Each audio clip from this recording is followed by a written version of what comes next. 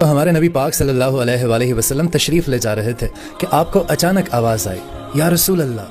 तो आपने इधर उधर देखा तो आपको कोई नज़र नहीं आया। आपको फिर आवाज़ आई, या रसूल अल्लाह।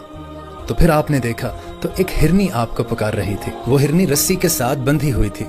तो आप सल्लल्लाहु अलैहि वसल्लम उसके करीब गए और पूछा कि क्या हुआ।